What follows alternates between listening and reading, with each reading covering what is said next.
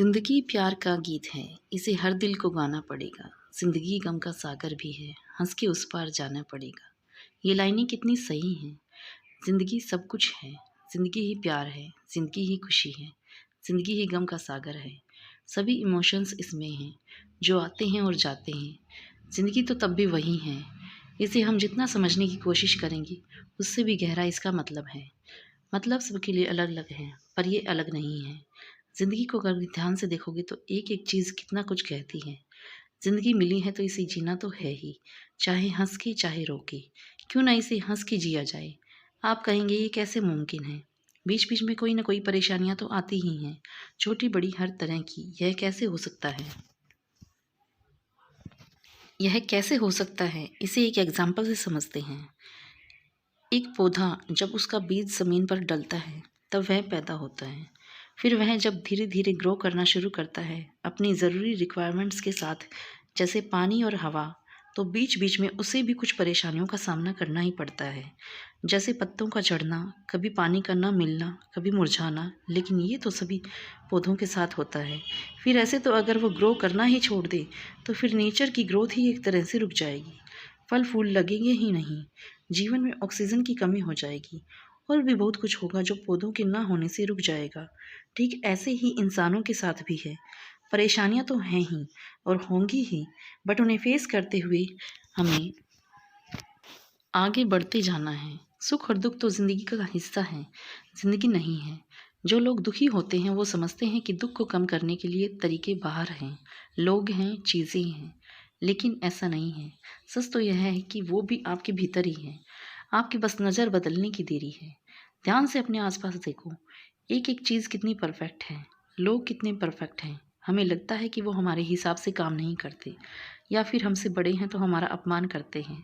लेकिन ये तो बस हमारी नज़र है, जिसके कारण हम ऐसा सोचते हैं। असल में तो ये नेचुरल है। जैसी जिसकी अपब्रिंगिंग होती है वैसा ही बाय नेचर वो होता है। हमारी सोच इस चीज़ को लेकर जो है वो सही करने की देरी है बस, फिर सब कुछ परफेक्ट होगा।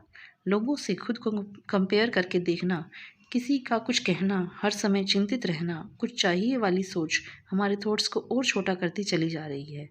एनर्जी कम होती चली जा रही है। दुख और परेशानियां हमारी एनर्जी को खींच लेती हैं। ज़रूरत है एनर्जी को, जो हमारी पहले से ही है, उसे बनाए रखने की, बचाए रखने की। ज़रूरत है माइंड को रिलैक्स कर रखने की, शांत रखने की। अभी माइंड की बहुत ही बुरी हालत है। जैसे कोई कंप्यूटर हैंग हुआ पड़ा है, पहले से बहुत सारी ऐप भरी पड़ी हैं। अब ऐसे फ़ोन में और ऐप की जगह कहाँ से आएगी। ये तो जगह तो बनानी पड़ेगी, तभी कुछ ढंग का सोच पाएंगे। पूरी तरह से अवेयर होना है अगर लाइफ में कुछ अचीव करना है तो। सोए हुए तो हम सभी हैं, जागना है। पहले खुद जागना है, फिर दूसरों को जगाना है। खुश पहले खुद होना है, तभी दूसरों को खुशी हम दे पाएंगे, क्योंकि तब हमारे पास खुशी की कोई कमी नहीं होगी। अब दुख की कोई कमी नहीं है। ज़रूरत है ये देख लेने की कि हम दुखी होते क्यों हैं। Comparison from others, expectations from others, पैसे की कमी, ज़रूरत से ज़्यादा खर्चे, कुछ एग्जाम्पल हैं जिनसे हम दुखी होते हैं। इन सभी के सोल्यूशन हमारे पास हैं। दूसरों से कंपैरिजन करना बंद कर दो। वो हमसे अच्छे हैं, वो हमसे बुरे हैं, चाहे उनकी क्वालिटीज़ अपनी जगह हैं, हमारी अपनी जगह। पैसे की कमी है, पैसा कमा लो, तो मेहनत से ये पैसे भी कमाए जा सकते हैं। खर्चे ज़्यादा हैं तो खर्चे कम कर दो, लोगों से एक्सपेक्टेशंस कम कर दो, सभी का सोल्यूशन है। तो दुखी होने की वजह कहाँ बसती है। दूसरी तरफ ये भी देखो कि दुखी हो कौन रहा है।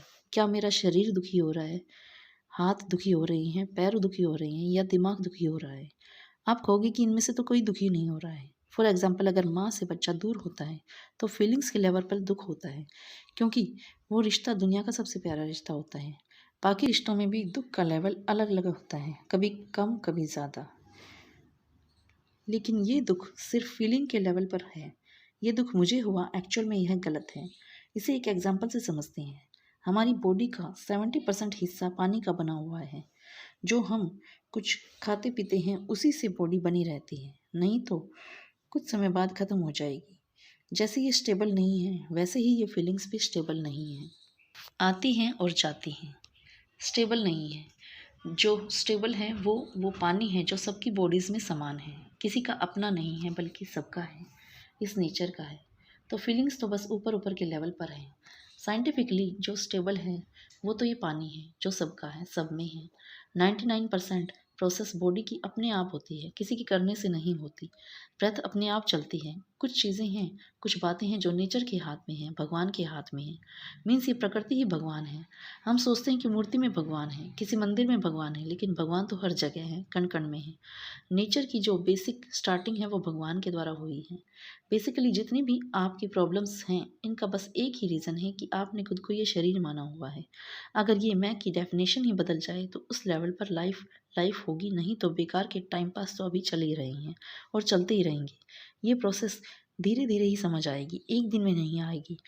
समझ कर सीख कर जानो कि मैं क्या हूँ, तब आपकी एनर्जी भी डिप्लीट नहीं होगी, बढ़ती जाएगी समय के साथ साथ। थॉट्स और स्ट्रेस लेवल भी कम हो जाएगा और माइंड की एक पीसफुल स्टेट में आप होगे। ऑलवेज प्रेजेंट मोमेंट में होगे, पास्ट या फ्यूचर में नहीं। तब लाइफ का हर मोमेंट शानदार होगा, लोग शानदार होंगे और आपके अंदर से आएगा लव यू जिंदगी। तो thank you friends and have a good life. Best of luck to all of you.